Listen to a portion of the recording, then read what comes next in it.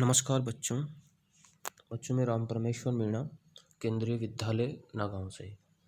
बच्चों, आज हम कक्षा 9 में जो हिंदी विषय है उसमें कबीरदास जी की जो साखियाँ हैं उसके बारे में हम पढ़ेंगे। देखिए बच्चों, कबीरदास जी के बारे में हमें जानना पहले ज़रूरी है कि किस प्रकार से कबीरदास जी ने अपने द्वारा जो रचित ग्रंथ है, जो कि उनके ग्रंथ का नाम है बीजक, और उसी ग्रंथ में उन्होंने साखी शब्द और रेमनी की रचनाएं की है, जिनका मुख्य उद्देश्य रहा है उनका जो ये रचनाएं उन्होंने रचित है उसमें उन्होंने बाह्य आडंबर, सांप्रदायिक और जो अंधविश्वास है उनको त्यागने पर उन्होंने जोर दिया है। उन्होंने जो भक्ति का जो मार्ग है, उन्होंने इस भक्ति के मार्ग को सुगमता पूर्वक प्राप्त करने के लिए जो जितने भी संसार में जो बाह्य अवरोध आते हैं उनका उन्होंने खंडन किया है। तो सबसे पहले हम कबीरदास जी के जीवन के बारे में जान लेते हैं। कबीरदास जी के जन्म और मृत्यु के बारे में अनेक किंवदंतियों प्रचलित है। कहा जाता है कि इनका जो जन्म है सन 1398 में काशी में हुआ था और सन 1518 के आसपास ही इनका जो देहांत वो मगर में हुआ। जो ये मगर एक जगह का नाम है, यहाँ इनकी मृत्यु हुई थी। कबीर ने विधिवत शिक्षा नहीं पाई थी, परंतु सत्संग, पर्यटन तथा अनुभव से उन्होंने ज्ञान प्राप्त किया था। भक्तिकालीन निर्गुण संत परंपरा के ये प्रमुख कवि रहे हैं और इनकी जो रचना है वो मुख्यतः कबीर ग्रंथावली में संग्रहित है। किंतु कबीर पंथ में उनकी जो रचनाओं का जो संग्रह है, जो उनका जो मुख्य ग्रंथ है वो बीजक ही प्रमाणित माना जाता है। मतलब बीजक नाम से ही इनके जो द्वारा जो रचना की गई है उन रचनाओं का इनमें संग्रह किया गया है। इनकी कुछ रचनाएं गुरु ग्रंथ साहिब में भी संकलित है। जो गुरु ग्रंथ साहब जो ग्रंथ है उस ग्रंथ में भी इनकी कुछ रचनाओं को स्थान दिया गया है। कबीर अत्यंत उदार, निर्भय तथा सद्ग्रस्त, राम और रहीम की एकता में विश्वास रखने वाले कबीर ने ईश्वर के नाम पर चलने वाले हर तरह के पाखंड, भेदभाव और कर्मकांड का खंडन किया है। मतलब इन्होंने जो जाति पाति है, जो धर्म को लेकर जितने भी भेदभाव है, उन सब का उन्होंने खंडन किया है। इनकी नज़र में राम और रहीम उन दोनों को उन्होंने एक माना है। उन्होंने अपने काव्य में धार्मिक, सामाजिक भेदभाव से मुक्त मनुष्य की कल्पना की और ईश्वर और प्रेम तथा ज्ञान, वैराग्य, गुरु भक्ति, सत्संग और साधु महिमा के साथ आत्मबोध और जगत बोध की अभिव्यक्ति उनके काव्य में हुई है। कबीर की भाषा की सहजता ही उनकी काव्यात्मक ताकत मान सकते हैं या उनकी है। जन भाषा के निकट होने के कारण उनकी काव्य भाषा में दार्शनिक चिंतन को सरल ढंग से व्यक्त करने की ताकत है। मतलब जो कबीर की भाषा है वो सहज है। कबीर की जो भाषा है उसमें ग्राम्यत्व जीवन का विशेष प्रभाव पड़ा है। इनकी जो भाषा है वो साधारण बोलचाल में प्रचलित भाषा का इन्होंने अधिक प्रयोग किया है। इनकी भाषा को सदुक्कड़ी भाषा कहा जा सकता है। अतः कबीर की जो भाषा है वो जन भाषा के अधिक निकट हुई है, जिसका प्रभाव इनके काव्य में भी हमें देखने को मिलता है। तो चलिए बच्चों, अब हम कबीरदास जी द्वारा जो रचित साखियाँ हैं इनका हम अध्ययन करते हैं। इनकी जो पहली साखी है वो इस तरह से है। मान सरोवर सुभर जल, हंस केली कराह, मुक्ता फल मुक्ता चुगे, अब उड़ी अनंत अंत न जाहि। मतलब कबीरदास जी कहना चाहते हैं कि मानसरोवर सुभर जल, मतलब जो मानसरोवर जो झील है उस झील को उन्होंने माध्यम मानकर वो कह रहे हैं कि उस झील में पानी भरा हुआ है और उस झील के अंदर हंस केली करा है। मतलब उस झील के अंदर जो हंस है वो दिन रात क्या कर रहे हैं, क्रीड़ा कर रहे हैं। क्रीड़ा का मतलब होता है खेल रहे हैं या उसमें वो भ्रमण कर रहे हैं या उसमें वो तैर रहे हैं। कबीरदास जी कहना चाहते हैं कि जो पवित्र जल से भरे हुए जो मानसरोवर जो झील है उसमें हंस दिन रात क्रीड़ा मग्न है, वो उसमें अपनी उसी में खोए हुए हैं। और जिस प्रकार से मुक्ता फल मुक्ता चुगे, जो मुक्ता फल है, मुक्ता फल का मतलब होता है मोती, जो हंस जो मोती चुगते हैं, मुक्ता, मुक्ता का मतलब होता है मुक्त होकर। मुक्ता फल का मतलब मोती और मुक्ता मतलब मुक्त होकर। चुगे, चुगे का मतलब होता है उसको चुगना। उन जो हंस चुगते हैं ना मोती, तो हंस उस झील के अंदर क्रीड़ा कर रहे हैं और उन्मुक्त होकर आज़ादी के साथ वो उन मोतियों को चुग रहे हैं। और अब उड़ी अंत ना जाए, अब वो उस स्थान को छोड़कर अन्यत्र नहीं जाना चाहते हैं। नत ना जाए, अनत ना जाए से तात्पर्य है वो अन्यत्र नहीं जाना चाहते हैं। अर्थात कहने का तात्पर्य यह है कि पवित्र भक्ति भावना से भरे मन रूपी सरोवर में आत्मा रूपी हंस पूर्णतः मग्न है। वो हंस पूरी तरह से उस मानसरोवर झील में मग्न होकर अपनी क्रीड़ा को कर रहा है और उस पवित्र स्थान को छोड़कर वो कहीं अन्यत्र नहीं जाना चाहता है। मतलब कहने का तात्पर्य है, कबीरदास जी अप्रत्यक्ष रूप से भक्ति के महत्व को बताते हुए स्पष्ट कर रहे हैं कि जो हमारी जो आत्मा है, इस आत्मा में भी ईश्वर का निवास स्थान है। और यदि हमें वहीं पर यदि ईश्वर की प्राप्ति हो जाए, हमें वहीं पर ईश्वर का सानिध्य मिल जाए, तो हम उस स्थान को, उस भक्ति को छोड़कर अन्यत्र क्यों जाएं? हम अपनी आत्मा को दूसरी जगह पर क्यों भटकाएं?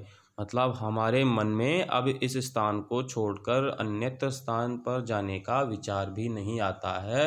हम उसी ईश्वर से अपना सानिध्य लगाकर, उसी ईश्वर का ध्यान लगाकर उस ईश्वर को प्राप्त करने का प्रयास करेंगे। ठीक है बच्चों, अब चलते हैं हम दूसरी साखी। दूसरी साखी में कबीरदास जी कह रहे हैं कि प्रेमी ढूंढत में फिरो, प्रेमी मिले ना कोई, प्रेमी को प्रेमी मिले सब विष अमृत होए। मतलब कबीरदास जी कह रहे हैं कि मैं किसी सच्चे प्रेमी को ढूंढने के लिए निकला था। प्रेमी ढूंढत में फिरो, प्रेमी को ढूंढने के लिए मैं निकला था। ढूंढत का मतलब होता है ढूंढना। परंतु प्रेमी मिले ना कोई, परंतु मुझे कोई सच्चा प्रेमी नहीं मिला था। मुझे ईश्वर का जो सच्चा प्रेमी होता है, ईश्वर का जो सच्चा भक्त है, उसको ढूंढने के लिए मैं निकला था, लेकिन मुझे कोई ईश्वर का सच्चा भक्त नहीं मिला। प्रेमी को प्रेमी मिले सब विष अमृत होए। परंतु जब मुझे सच्चा प्रेमी मिला तो मुझे क्या हुआ, मेरे अंदर जितने भी पाप थे, अवगुण थे, मेरे अंदर जो बुराइयां थी, उन बुराइयां रूपी वासनाएं क्या हो गई, दूर हो गई। सब विष अमृत हुई। मेरे अंतरात्मा में जो विष रूपी जो बुराइयां पनप रही थी, वो क्या हो गई, अब वो अमृत के समान हो गई। वो सब समाप्त होकर मेरे मन की जो बुराइयां हैं वो समाप्त हो गई है। और जो मेरा जो मन है, जो मेरी वाणी है, वो किसके समान पवित्र हो गई है, अमृत होई, अमृत के समान वो पवित्र हो गई है।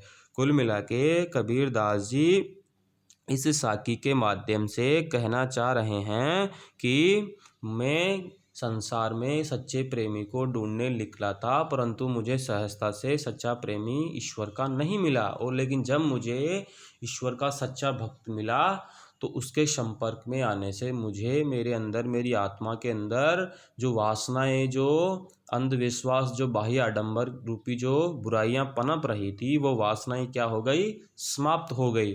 और मेरा मन बिल्कुल अमृत के समान पवित्र होकर ईश्वर भक्ति की ओर अग्रसर हो गया। मुझे ईश्वर का सहज ज्ञान प्राप्त हो गया। ठीक है, ठीक है। अगला चलते हैं बच्चों। अगला है, हस्ती चढ़िए ज्ञान को सहज दुलीचा डारी, स्वान रूप संसार है भूकन दे झकमार। मतलब इस साखी में कबीरदास जी कह रहे हैं कि हस्ती चढ़िए ज्ञान को, हस्ती का मतलब होता है हाथी, हाथी चढ़िए, हाथी रूपी जो हस्ती चढ़िए ज्ञान को। कबीरदास जी कह रहे हैं कि ज्ञान प्राप्ति में लगे साधकों को उन्होंने बताया कि सत्य एवं स्वाभाविक आसन या कालीन को रूपी हाथी पर डालकर चलते रहो। हमें क्या करना है, हमें अपने ईश्वर को प्राप्त करने के लिए, उसके मार्ग पर जाने के लिए जिस प्रकार से हम हाथी के ऊपर जो उसका जो कालीन होता है, वो जो उसका जिसके ऊपर उसको रखकर हम बैठते हैं, उसको डालकर हमें सहज रूप से अपने रास्ते की तरफ अग्रसर होना चाहिए। हमें अपने ज्ञान की प्राप्ति के लिए आगे बढ़ते रहना चाहिए। जिस प्रकार से एक हाथी होता है, वह हाथी अपने रास्ते पर हमेशा आगे अग्रसर होता रहता है, लेकिन उसके रास्ते में बहुत सारी विघ्न बाधाएं आती है। वो बाधाएं किस प्रकार आती है, देखिए कि स्वान रूप संसार है। स्वान, स्वान का मतलब होता है कुत्ता। कबीरदास जी ने कुत्ते का स्वरूप माना है संसार को, कि संसार भी एक कुत्ते की तरह है, जो भूखन दे झक मार, जो हमेशा भौंकता ही रहता है, हमेशा ही दूसरों की बुराई करता रहता है। यदि कोई मनुष्य या आदमी आगे बढ़ने के लिए आगे आता है, तो ये संसार रूपी कुत्ता है जो उसको क्या करता है, उसकी बुराई करता है, और उसकी बुराई करते हुए उसको पीछे करने का प्रयास करता है। उसी तरह से जिस तरह से एक हाथी होता है जो सहजता के साथ ही अपने मार्ग की ओर अग्रसर होता है, परंतु उसके पीछे बहुत सारे कुत्ते क्या करते रहते हैं, भौंकते रहते हैं, उसके मार्ग में अवरोध का कार्य करते हैं। परंतु हाथी अपने मार्ग से बिल्कुल विचलित नहीं होता है, और वो सहजता से अपने मार्ग की ओर आगे की ओर अग्रसर होता रहता है। उसी तरह से कबीरदास जी ने मनुष्य को समझाया है, मनुष्य को संदेश दिया है कि हमें भी बिना किसी की परवाह किए सहजता से ही हमें भी अपने जो ज्ञान प्राप्ति का जो मार्ग है, ईश्वर प्राप्ति का जो मार्ग है, उसमें हमेशा हमें आगे बढ़ते रहना चाहिए। अर्थात कबीरदास जी कहते हैं कि ज्ञान प्राप्ति में लगे साधकों को उन्होंने संबोधित करते हुए बताया है कि सत्य एवं स्वाभाविक आसन या कालीन को ज्ञान रूपी हाथी पर डालते चलते रहना चाहिए। यह जो अज्ञानी संसार है उस कुत्ते के समान है, जो हाथी को देखकर भौंककर अपना जो समय है नष्ट करता है, जबकि हाथी किसी की परवाह किए बिना अपनी सहज स्वाभाविक चाल से चलता रहता है। अर्थात हमें दुनिया की परवाह न करते हुए ईश्वर की प्राप्ति के लिए हमेशा आगे बढ़ते रहना चाहिए। ठीक है बच्चों, ठीक है। अगला है, पखा पखी के कारणे सब जग रहा भुलान, निरपक्ष होई के हरि भजे सोई संत सुजान। अब इस साखी के माध्यम से कबीरदास जी कह रहे हैं कि किस प्रकार से जो मनुष्य होता है वो पक्ष विपक्ष में पढ़कर, एक दूसरे की बुराई में अच्छाई में पढ़कर अपना खुद का तो समय नष्ट करता ही है, बल्कि वो ईश्वर के सानिध्य से जाने से, ईश्वर के पास जाने से भी वो क्या हो जाता है, वंचित हो जाए। ईश्वर की जो भक्ति है उससे भी वो वंचित हो जाता है। किस तरह से, देखिए कबीरदास जी ने कहा है कि पखा पखी, पखा पखी से तात्पर्य होता है पक्ष और विपक्ष। पक्ष और विपक्ष के कारण सब जग रहा भुलान, सब जग को इंसान क्या होता है, मनुष्य भूल जाता है। वो लोभ लालच में पढ़कर, अच्छाई बुराई में पढ़कर, एक दूसरे की बुराइयों में या अच्छाई में पढ़कर वो जगत को भूल जाता है। जगत से तात्पर्य है वो संसार का जो वास्तविक मार्ग है, भक्ति का मार्ग, उससे भूल जाता है। और निरपक्ष होई के हरि भजे, परंतु जो साधक या भक्त निरपक्ष होई के, बिना किसी भेदभाव के, बिना किसी लोभ लालच के, बिना किसी मोह के हरि का भजन करता। हरि से तात्पर्य यहाँ पर परमात्मा से, जो परमात्मा का भजन करता है, सोए संत सुजान, वही सच्चे अर्थों में क्या होता है, संत होता है। वो भी कैसा, सुजान। सुजान का मतलब होता है सच्चा ज्ञानी संत है वो बिल्कुल निर्मल ज्ञानी संत बन जाता है। अर्थात कहने से तात्पर्य है कि कबीरदास जी कह रहे हैं कि भक्ति के मार्ग में पक्ष विपक्ष के कारण पूरा संसार भक्ति के वास्तविक मार्ग को क्या हो गया है, भूल गया है। यदि हमें सच्चे भक्ति प्राप्त करनी है, हमें सच्चे रूप से ईश्वर का सानिध्य प्राप्त करना है, तो हमें पक्ष विपक्ष के इस दलदल से मुक्त होना है। और जो भक्त निष्पक्ष होकर ईश्वर की भक्ति में लीन रहता है, वही सच्चे अर्थों में सच्चा ज्ञानी कहलाता है। वही सच्चे अर्थों में क्या होता है, अच्छा और सही ज्ञानी होता है, जो जगत से, इस पक्ष विपक्ष के बंधन से मुक्त रहता है। वो सबको समान भाव से देखता है, और वही संत सच्चा संत कहलाता है। ठीक है बच्चों, अब चलते हैं हम अगला है, हिंदू मुआ राम कही मुसलमान खुदाई, कहे कबीर सो जीवता जो दों के निकट न जाए। देखिए कबीरदास जी ने ये कितनी अच्छी बात कही है कि हिंदू मुआ राम कही। हिंदू जो है, हिंदू जो धर्म को मानने वाले हैं, वो किसका नाम लेते हैं? अपने आराध्य का। उनके आराध्य का कौन? राम का। हिंदू धर्म को मानने वाले राम का नाम लेते हैं, और राम का नाम लेते लेते ही वो क्या कर जाते हैं? अपने जीवन को काटते रहते हैं। अपने जीवन में आने वाले जितने भी संकट है या बाह्य अवरोध है, उनका वो सहारा लेते रहते हैं। और मुसलमान खुदाई, और मुसलमान किसका सहारा लेते हैं? खुदा का। मतलब वो लोग अपने धार्मिक अंधविश्वास के कारण अलग अलग ईश्वरों को या अलग अलग भगवान को वो मानते हैं। वो एक अपने धर्म की दुहाई देता है तो दूसरे अपने अपने मालिक की दुहाई देता है। मतलब वो अंधविश्वास के कारण कभी भी ईश्वर को प्राप्त नहीं कर सकते हैं, क्योंकि उनके अलग अलग तरीके से वो ईश्वर को मानते हैं। लेकिन कबीरदास जी कह रहे हैं कि कहे कबीर सो जीवता। लेकिन कबीरदास जी कह रहे हैं कि कबीरदास जी की नज़र में या कबीरदास जी की दृष्टि में वही श्रेष्ठ भक्त है, वही सच्चा ज्ञानी है जो दोनों के निकट ना जाए, जो दोनों के निकट ही नहीं जाता। अर्थात वो धर्म के चक्कर में नहीं पड़ता है। वो बिना किसी धर्म को मानने वाला, सभी धर्मों को समभाव से देखने वाला होता है। वही कबीरदास जी की नज़र में, कबीरदास जी की दृष्टि में सर्वश्रेष्ठ भक्त कहा गया है। अर्थात कबीरदास जी कहते हैं कि हिंदू राम का, जो हिंदू होते हैं वो राम का नाम लेते हुए ही मर जाते हैं, और जो मुसलमान धर्म को मानने वाले हैं, जो मुस्लिम संप्रदाय के हैं, जो इस्लाम धर्म को मानने वाले हैं, वो खुदा या अल्लाह का नाम लेते ही अपना कार्य सिद्ध करते रहते हैं। और उसी पर वो आपस में कभी कभी दंगा फसाद या कुछ भी आपस में उनमें मन मुटाव भी हो जाता है, और अपने धार्मिक अंधविश्वास के कारण वो कभी ईश्वर को प्राप्त नहीं कर सकते हैं। वो बार बार धर्म की क्या करते हैं? दुहाई देते हैं, बार बार धर्म को वो बीच में लाते हैं। परंतु जो सच्चा साधक होता है वो इन अंधविश्वासों से दूर रहता है। वो किसी भी धर्म में या किसी भी संप्रदाय के चक्कर में नहीं पड़ता है, और वो जीवन भर सद्विचारों के कारण हमेशा वो जीवित भी रहते हैं। ऐसे साधक जो किसी भी धर्म के चक्कर में नहीं पड़ते हैं, और ऐसे साधक सार्वभौमिक सत्य को महत्व देते हैं।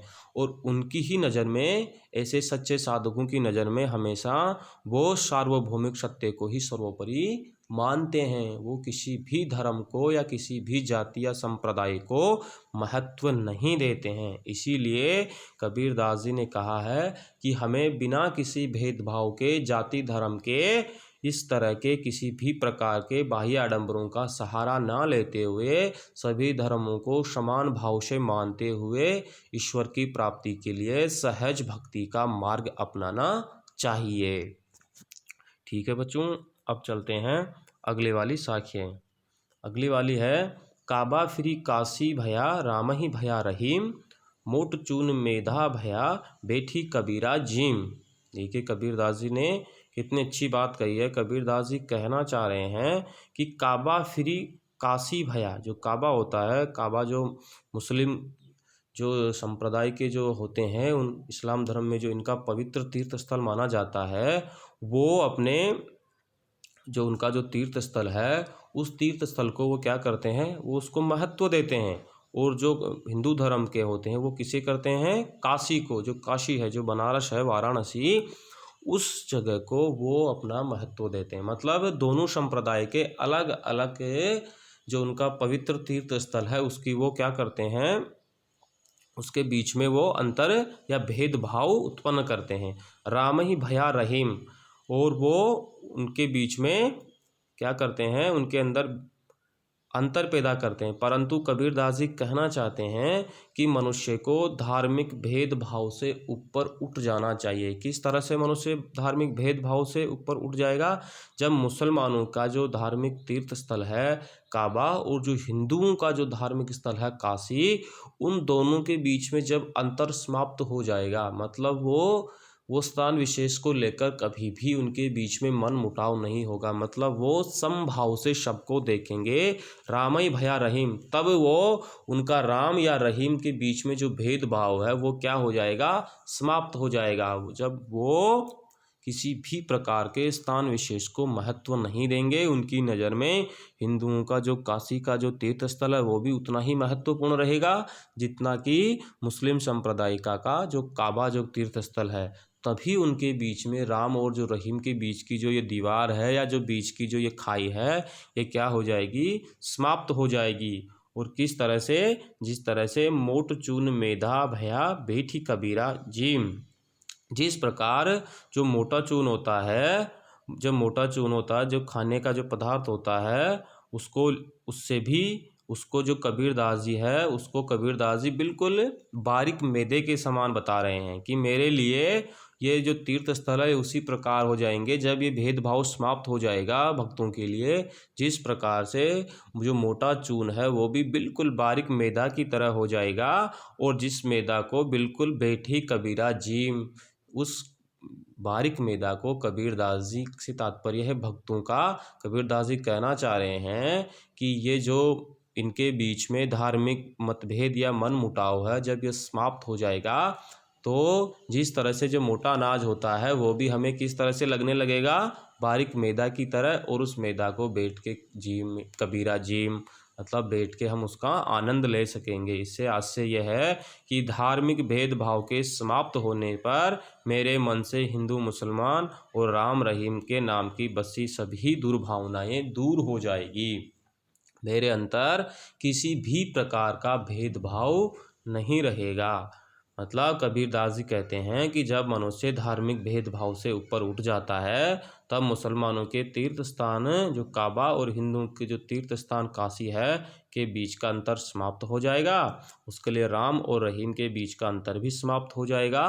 जिस प्रकार से मोटे चून में मैं जो खाद्य समझ रहा हूँ जो मोटा चून खाने के योग्य नहीं है, लेकिन जब वह भी मुझे बिल्कुल बारीक मैदा के समान दिखाई देगा और जब मैं उसे बैठकर आराम से खाऊंगा, मतलब जब ये भेदभाव मिट जाएगा तो जो मोटा चून रूपी जो अंधविश्वास हैं, जो बाह्य बुराइयां हैं जो पनप रही है, जब वो समाप्त हो जाएगी तब मुझे सहजता से ईश्वर की भक्ति करने का आनंद आएगा और मेरे मन के जितने भी दुर्भावनाएं हैं धार्मिक भेदभाव वो समाप्त हो जाएंगे और हिंदू मुसलमान और राम रहीम के नाम पर बसी दुर्भावनाएं भी दूर हो जाएगी। मतलब मुझे भक्ति का सच्चा आनंद आएगा।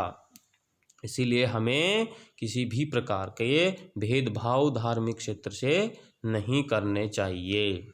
ठीक है, चलिए अगला चलते हैं। अगला है कि ऊंचे कुल का जन्मिया जे करनी ऊंच न होए, सुबरन कलश सुरा भरा साधु निंदा सोए। मतलब कबीरदास जी कह रहे हैं कि किस तरह से एक मनुष्य होता है, वो भले ही ऊंचे कुल में उसका जन्म हो जाए, ऊंचे प्रतिष्ठित परिवार में उसका संबंध हो, लेकिन यदि उसका जो व्यवहार है, उसका जो आचरण है वो उचित वह सही ढंग का नहीं होगा तो वह भी एक निंदा के योग्य होगा, उसका कोई मतलब नहीं है। किस प्रकार से कबीरदास जी ने उदाहरण देके बताया है। कबीरदास जी कह रहे हैं कि ऊंचे कुल का जन्मिया, जन्मे का मतलब होता है जन्म लेने वाला, जो ऊंचे कुल में जन्म लेता है, उच्च प्रतिष्ठित परिवार में जिसका जन्म होता है, परंतु जे करनी ऊंच न होए, परंतु उसके जो कार्य हैं, उसके जो लक्षण हैं, उसका जो आचरण है, उसका जो व्यवहार है वो यदि श्रेष्ठ और अच्छा या ऊंचा नहीं होता है तो वो किसी भी प्रशंसा के योग्य नहीं है, उसका जन्म लेना व्यर्थ है।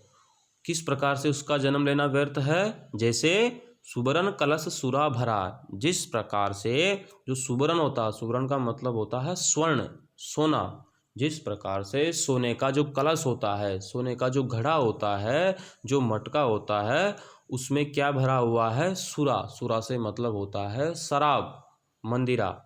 जो मदिरा होती है, जैसे एक सोने का घड़ा है, यदि हम उस घड़े के अंदर मदिरा या शराब भर देंगे तो वो क्या होगा? साधु निंदा सोए, तो वह जो घड़ा है वो क्या हो जाएगा? निंदा का पात्र हो जाएगा।